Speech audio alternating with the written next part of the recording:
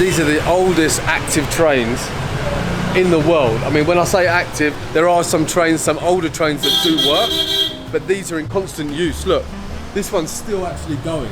The smell is so strong, the smell here, because this one's obviously on. It gets in your mouth, down your throat.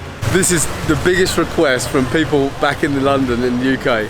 Please show us some footage of the toy trains in Darjeeling. So this is the most famous, I guess, tourist attraction from the UK for Darjeeling. Obviously, it was used to transport the tea up the mountains, and now people can ride them. Now they've got diesel trains here as well to help, because too many people want to use the train and it doesn't have enough power to pull that many people up. So you do have the diesel trains here as well. I'm not going to get on it this time.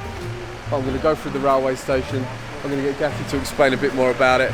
But they are very, very impressive. The train lines here that go through Darjeeling, they obviously go past houses. The people there mostly decorate their houses outside with tiles so they can just jet wash it, because obviously all of the smoke and the steam every week just turns black. This one right here is Gatty and Catherine's son Carl's favourite train. This one's for you, Carl. I hope you're watching my videos. It's absolutely incredible. All the nuts and bolts, you can tell, for years have been like welded shut. So these trains are actually protected by UNESCO protected, World Heritage, which is incredible, which is obviously an amazing thing.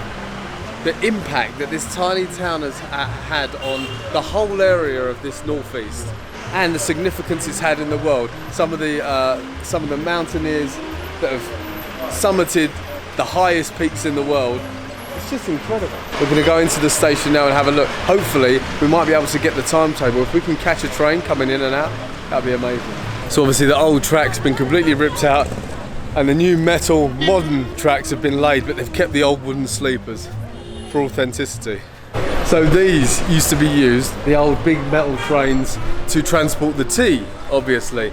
But then you did have one or two coaches that the officers used to use, and you could go all the way down to Siliguri from here, and it takes about 7 hours. Some of the old DHR groups actually come over here and hire these out. So they would rent it out for the day, go up and down, take film, take photos. Real enthusiasts.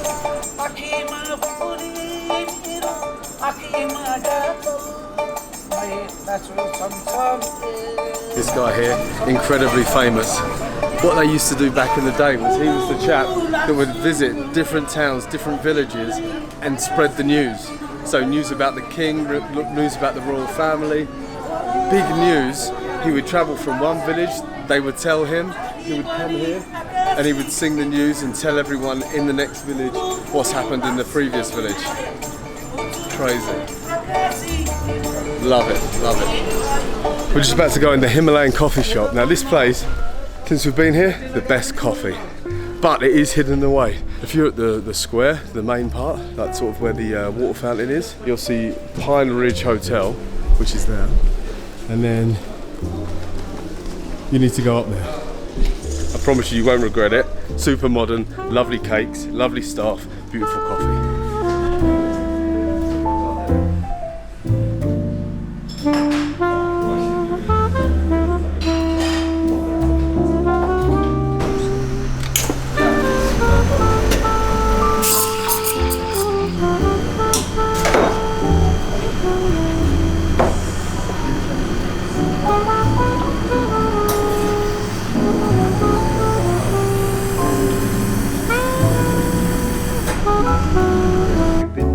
We've been in Darjeeling for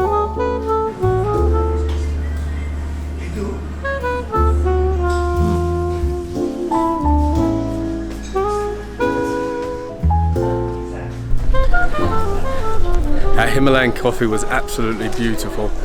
Gotta go there. Now, we're off to, Gatty's gonna show us the tea gardens, his favourite tea gardens here in Darjeeling. I'm not sure if we're gonna get a tour of the gardens and maybe I'll have a look at production. I'm excited. Gatty is the main man. I'll link their details down in the description if you're looking to climb or do tours or anything you need. They've got motorbikes. They're probably the most popular tour company in Darjeeling itself, and they're a great couple, family run business. I'll put the link down there, they'll look after you. Let's go to the tea gardens. Right, we've just arrived at Happy Tea Gardens. He's going to show me the tea gardens. He actually lived just next door and grew up in these tea gardens, so he knows everything about everything here. You're like growing up.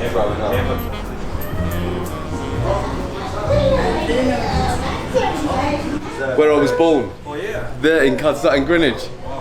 This is crazy. So everywhere around the world we find this Cutters up, whether it's the alcohol or there's always a link back to Greenwich. I was born in Greenwich, I lived in Greenwich, even up to a few years ago I was living in Greenwich, and the Cutters is the famous boat, the clipper, that's actually still there. It's been preserved, burnt down a few times, but it's been preserved.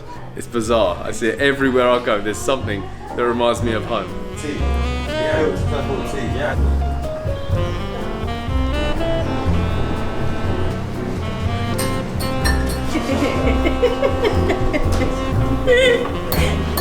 We are ready with the tea testing. Just to see the production side of it, it's really, really interesting. And to see how much work actually goes into making this kind of tea. Obviously, this is not the tea I'm talking about back in the Tetley tea bags, PG tips and all the rest of it. That's just the dust that they get from this stuff. So the actual tea, the tea drinkers, the proper tea drinkers who slurp it, these machines they use to separate the quality. The larger, the more flavour is basically how it boils down. And as they grate it through the system, all the crap goes to the bottom and the top stuff gets shipped off. 95% of it gets shipped out to Europe actually from here. 5% remain here and are sold in the shops locally, but it's interesting. I'm not a tea drinker. I did get involved, but it is interesting. Like in Darjeeling, we have a 4 variety of tea. One is called black tea. Try that one for sure. And black tea is like fully fermented. So for every black tea and a white tea, we need 2.50 gram and need to brew it in a 90 to 95 degree temperature of water for 5 minutes. 3 to 5 minutes is the standard time. This one is actually young leaf. This one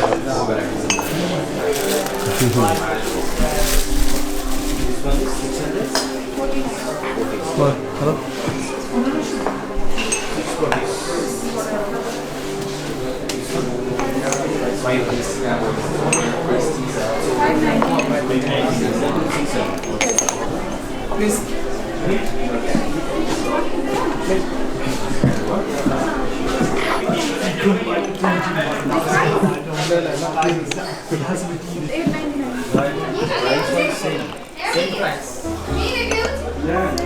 So for the green tea and oolong tea, we need 4 minutes.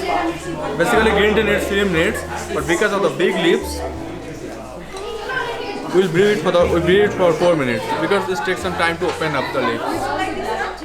Maximum oxygen should come with the tea. So like stuff like this. You need to roll it in your palette, no?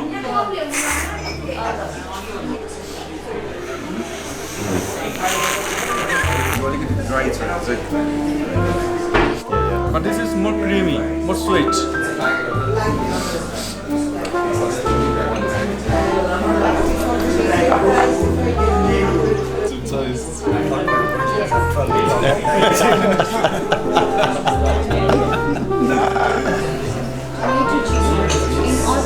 It has some green leaf, some brown leaf. And this one has the very medicinal. Yeah.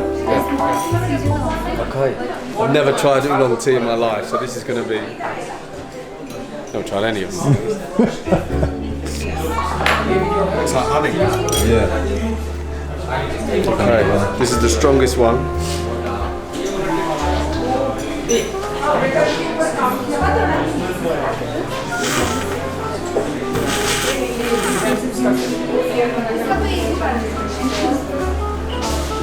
Wow, it's got a kick, it's got a punch to it. It has a punch. Yeah.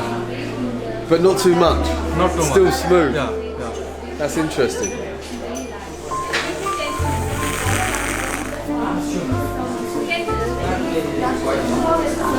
Oh, yeah. I think you'll like that one, Sammy. And white tea, it's 46.49. We are going They're taking a mick out of us because us in Britain, obviously, we have our tea with milk, sugar. It It doesn't taste like tea anymore. And I didn't realise, but the process of making the tea, so it's from the leaves, and then it's like almost grates, and then the bottom is the dust, and that's what gets filled in our tea bag. So it's the least quality, or the poorest quality, should I say. This is the best quality. I like me Tetley tea bags. I'm not an avid tea drinker. It was a great experience. The flavours just don't quite sit right with me. Coffee, it's a different story. I do like a cup of coffee, but I can understand why people really get involved in the tea, because the intricacies, I didn't realise how much work it actually takes and how much work goes into making the tea.